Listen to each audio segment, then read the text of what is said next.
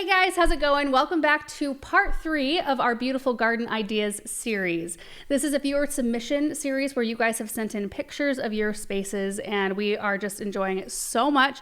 We get so much inspiration and so many good ideas for our own garden that we just kind of wanted to keep going with this topic until you guys don't want us to anymore.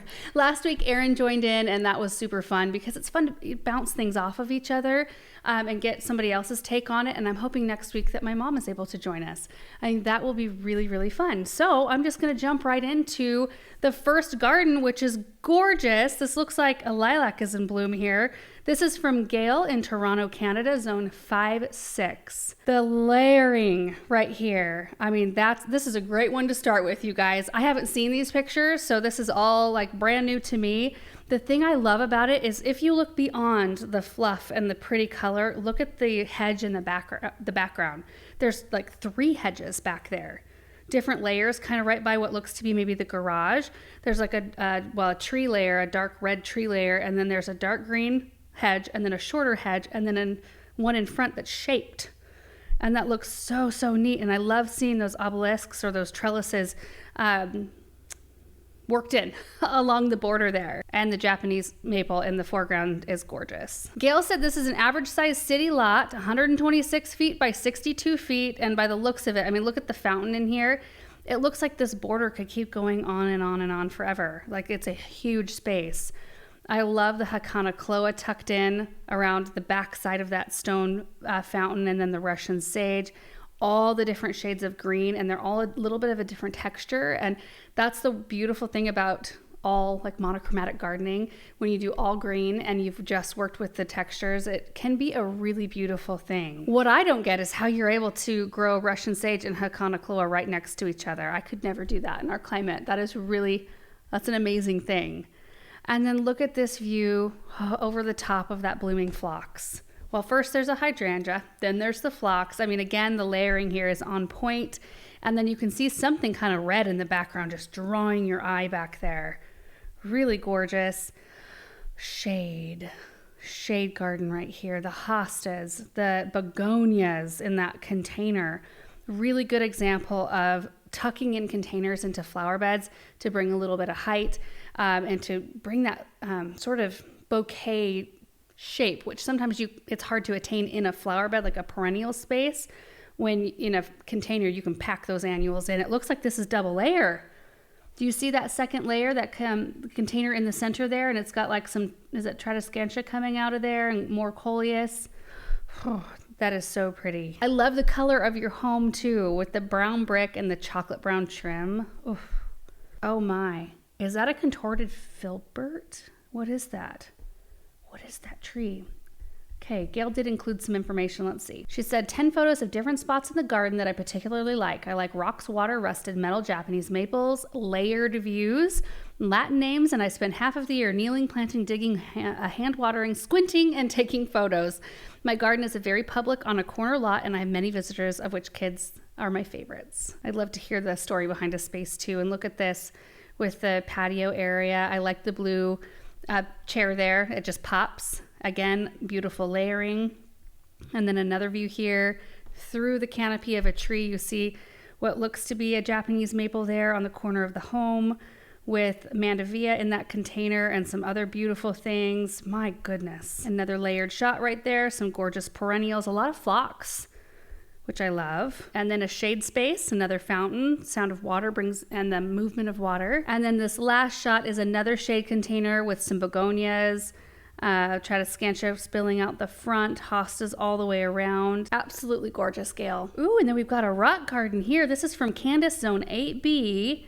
She said, we've been working to soften a rock garden behind our house. We've used creeping thyme, woolly thyme, some heather, lavender, grosso in the back, and unsure of the type up front, euphorbia, ascot rainbow, which I just bought some of, and so I can see it in your landscape looking gorgeous, and some grasses and carex. It still needs work, but I'm enjoying our progress so far. Well, I should say you should enjoy that. It's a gorgeous view to enjoy right there. I really like that bright chartreuse yellowy green in the middle there. That is so pretty. And then that container, the view. Whoa, look at that view. Oh, do you just feel like you're on vacation all the time? That's just spectacular. The container is pretty spectacular too. Oh, we've got some terracing on this next one. Beautiful terracing. Oh my goodness. This is from Kim in Stillwater, Minnesota, Zone 4. So I noticed the terracing, but you know what I see almost first is that pergola up there.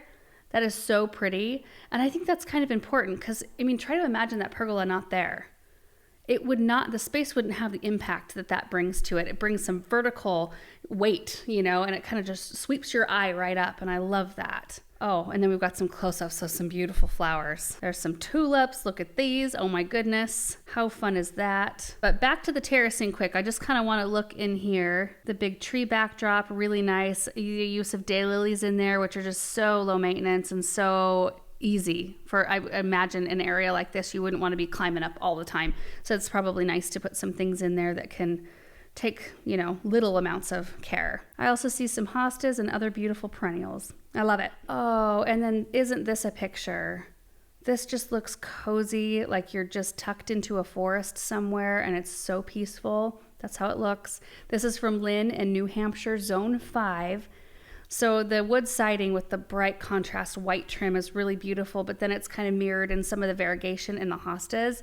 So the color kind of ties together, and I think that's wonderful. I love this perennial bed just sweeping right up against the house. It just looks like you had a meadow of plants and you just kind of popped your house, like nestled it right into the middle of them. So beautiful and natural looking. This urn is gorgeous. I love the base of it for sure, the wreath down in there. And the annuals look very happy. And the gazebo with the rock walls. Whoa. Japanese tea house built by my husband. Good job, Lynn's husband. That's beautiful. By her husband and brother-in-law, which hangs over the edge of the woods, which goes down to a bubbling stream. Oh, picturesque. The tea house looks toward the perennial beds along the back of our house. It has a cathedral ceiling with 2 hanging lights whose shades look like lotus flowers. We are in it all summer enjoying our woods and flower beds. And I do imagine that in the season it's a little bit harder to see because of all the leaves and things and plants growing. There's a lot more to see, but it is glorious. That's a gorgeous structure. Oh yeah, look at that one in the middle of the season. It is harder to see, well, from this angle for sure. But I like that too. I like that you get to enjoy a little bit more of the stark beauty of it and the stark beauty around it in the wintertime. And then in the summer, it's just this little tucked in escape. Oh, and then snowfall.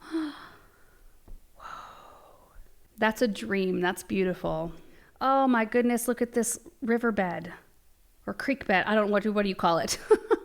This is from Janice in Maryland, Zone 7. This is a culmination of 35 years of gardening on our 1-acre lot. Wow. There is a waterfall in the back of the garden by the large oak tree that feeds an upper pond that flows down to a second pond by the gazebo in photo number 3. Let's bump to photo number 3. Oh, there's the gazebo. That's gorgeous. You can kind of see the water peeking through on the right-hand side there. Wow.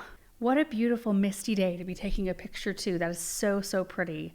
I love the arbor. It's such a welcome thing, you know, if you just want to walk under arbors and go explore. Oh my, look at the barn and the silo in this. This is from Audrey in Hutchinson, Minnesota, Zone 4B. What a neat view. We don't see that very often where your yard just gets to look right out at this gorgeous barn.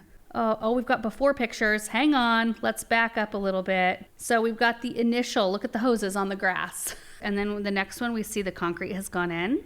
That's such a smart thing to do. Live with it for a little while, like mess with the hoses and make sure you like the flow. That's what I've loved so much about the snow we've gotten this winter and the fact that we haven't done our brick patio area yet. It really shows where we actually walk in the ground. I could see the traffic in the snow, so I kind of know where I need to put my pathways. So putting out hoses was such a good idea, and that's a really, really gentle curve. I love that. And then next it shows on the right-hand side, the grass has gone out, and you can kind of tell there's a layout going on right there. The soil has been worked up in some areas. Next, you can see the wood out borders, the wood borders around those. They're not raised beds per se. I mean, they kind of are. They're kind of low raised beds, but very distinct from the rest of the area. And then here it is once some plants have grown in. Oh my goodness. Okay. There's also a picture, you guys, from the other angle looking back toward the house. Let me show you what the house looked like before that was put in. Look at this before shot, because this one shows the front of the house, like from that angle, from, you know, standing with the barn behind you. Now look at it after. Oh my goodness. The sidewalk lined with the annuals, the beautiful little bistro set out there. You just want to go sit and drink something wonderful. And the just riot of beautiful plants to the left. They're so, so pretty. And then you see tulips lining the walkway. There's a nice spring shot. That looks like a painting. Is there some kind of filter on that picture? That looks like a painting that we would hang up in our house. Oh my goodness, Audrey, what a beautiful, beautiful job. Beautiful garden. I love it. Ooh, we get some before and afters on this next one. So you can see this before shot. This is from Christina in Northwest Iowa, zone 5A. It looks like an urban space, which she said, you would call my garden an urban garden space. It's located downtown next to her photography studio. Her business is called Sunshine and Flora, which she also has a YouTube channel by the same name. We'll have to check it out. But you can see right here, this looks to be beginning stages. You've got kind of a rough, maybe lineup of how the borders are gonna go there. Let's take a look at the next picture. Oh, cleared it out. That looks really good too. Nice and tidy, blank slate, ready to go. And then there it is. Look at this. So baby stage right here. Plants are babies. So I'm hoping we have pictures from later on, but that greenhouse is just beautiful. Again, they become the centerpiece of a garden space, and you just want to go see what's growing and what's going on in that greenhouse. Everybody does such fun stuff. I do love that you left pathways around the whole space in the center there, and there's some trellises along the building to grow vertically. Oh, here's a picture later on, you guys. Kind of a closer up too of the greenhouse. You can see table in there. A whole bunch of gorgeous flowers. There's Rudbeckia and sunflowers that I can see. And here's one a little bit more backed up and a little later on in the season with huge sunflowers. That looks like a fun space to run around. And then another before of kind of a concrete patio area with some supplies and things. I don't know what size that is. Did you include sizes in here? Nope, but it doesn't look massive. Let's take a look at the after. Oh my, that doesn't even look like the same space. I gotta look at that again. Before, after.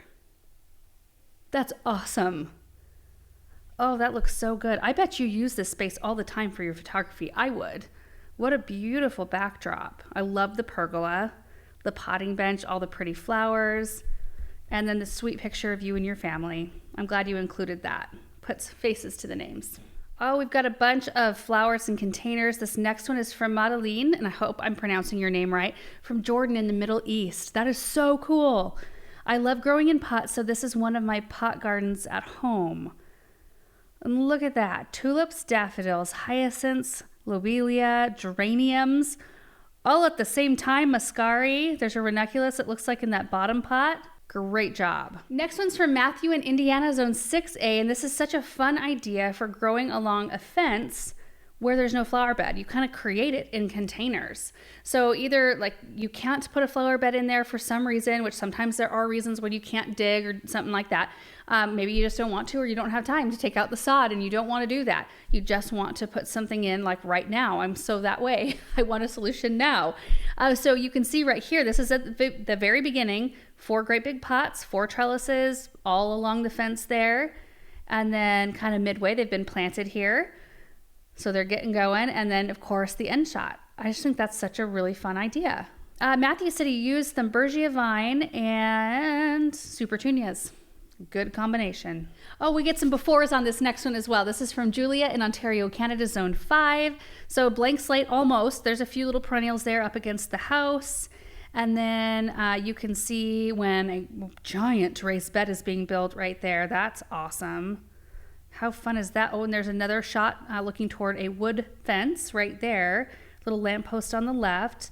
So let's take a look at the after shot. Is that the same space? Whoa.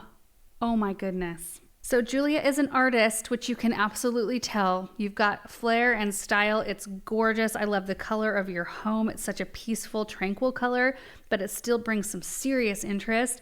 I love your studio too. Look at the studio space, you guys, with the ivy crawling on the sides, but very intentional. Like it's intentional where it's at.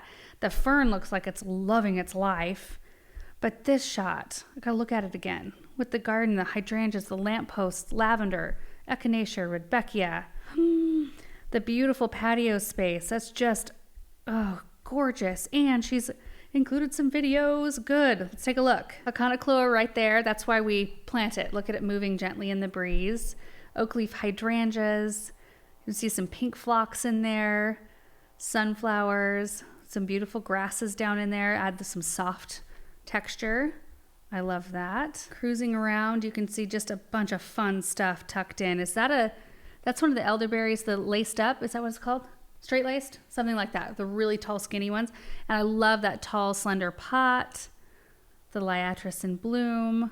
I'm going to have to go back and rewatch these over and over. See all of the... Oh, look at the copper or some kind of a metal leaf next to those hydrangea arborescens. I love that Rudbeckia. I need more of that in my garden. And the echinacea looking so, so healthy. Oh, please focus on the window box. Oh, yes. Lamium coleus, geraniums, bidens. Looks like some helichrysum in there, some licorice vine.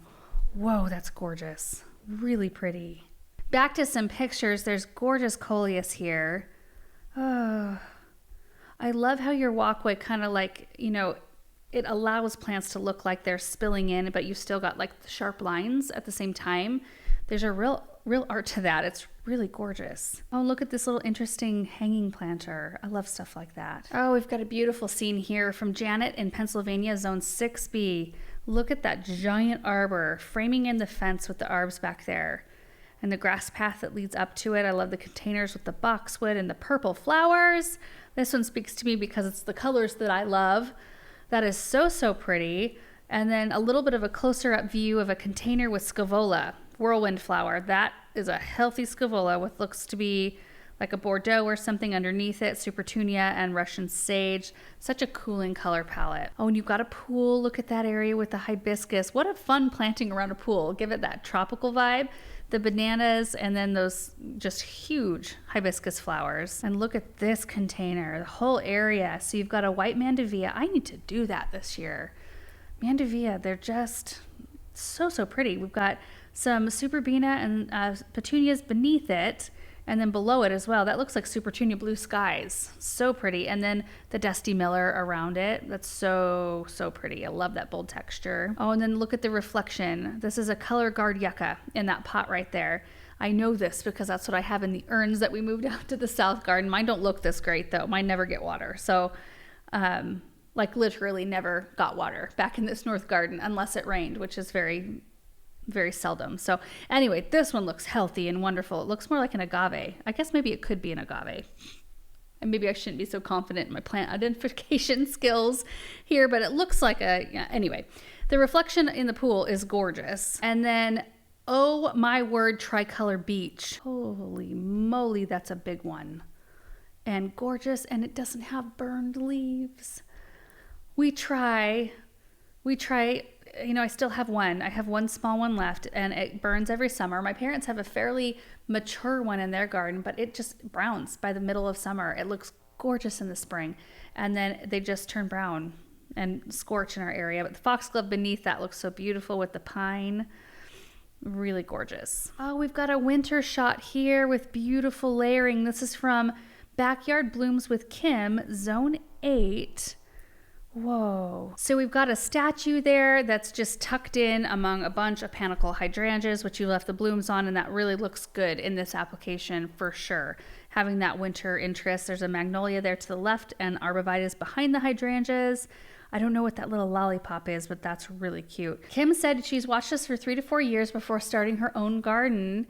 She's been very inspired. Oh, so much I'm doing a channel on my own garden. Awesome. Thanks for all the blessings you have given us. That's so sweet.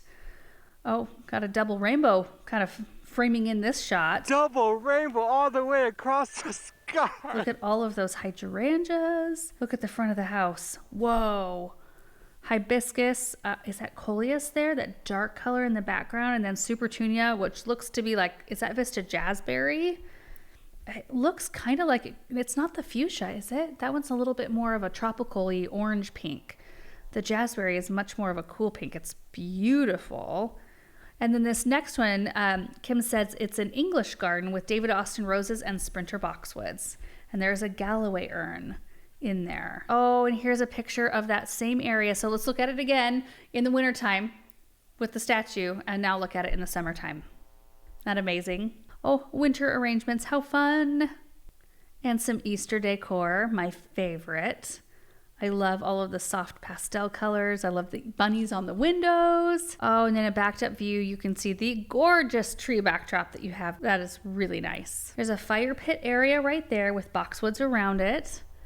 That'll be a gorgeous hedge one day. Oh, I can see the Galloway urn from a different view with a sign that says Kim's Rose Garden. Your boxwoods look very healthy. That's amazing. Oh, a pretty front border from Barbara in Ontario, Canada, Zone 5B. So she said front yard and backyard. So this must be front yard right here. Impatiens, hostas, rudbeckia, hydrangeas. Really pretty mix of color. Oh, and this must be, I'm guessing, backyard? That is just, there's a lot going on in that flower bed. They all look so healthy. And another border that's gorgeous. I love this one in particular because of the color palette here. So the tallest plant is the Russian sage. It looks like rudbeckia is right below it, but maybe bloomed out a little bit. And then there is maybe some lavender there to the right, hosta, sedum. Wow. Yeah, that's really pretty. You know, when you have garden spaces that you've layered up and you've planted fairly thickly so that things can kind of go one from another, the weed pressure just isn't as bad. And that's what I always want to tell people. Like, if you don't want to deal with weeds in your garden, just plant it up heavy, and they just won't have a chance to compete. All right, moving on to the next, we've got a grape arbor. 2 seasons of a grape arbor. Look at that. This is from Tara in Lake Forest, California, Zone 10A. Whoa, look at how beautiful. That's amazing. I want to do that somewhere. I've been wanting to put in more grapes because, you know, we put in 4 in our south garden, but I want to add another. I want to add a juicing grape. Oh, this would be fun to do. Tara said we decided to pull out a 30-foot tree in the back corner of our yard and replace it with a bocce court. As the summer heat can be intense in California, we added an arbor to provide some shade and relief from the heat. The vines are Rogers red grapes and supply us with buckets and buckets of grapes in the summer and beautiful crimson red leaves in the fall. We enjoy the seasonal change the vines provide so much that we decided to move our patio table under the arbor for alfresco dining and love our nights with family and friends are under that arbor. That's so pretty. Oh, I love that. And you guys, that is it for today's video. I completely expected there to be more gardens listed here. I felt like I was just getting into it. Time flies so quickly, and I feel like these spaces were just exceptional and beautiful, and I got some really, really good ideas. So thank you to those of you who sent pictures in, who had your gardens featured today, and thank you also to the rest of you who have sent pictures in. We will be doing more of these videos, so you may see your garden here at some point. We do have the link still open if you want to jump on board and send in your pictures as well. That would be awesome. We would appreciate it. Other than that, I hope you guys are having a great day. Thank you so much for watching this video, and we will see you in the next one.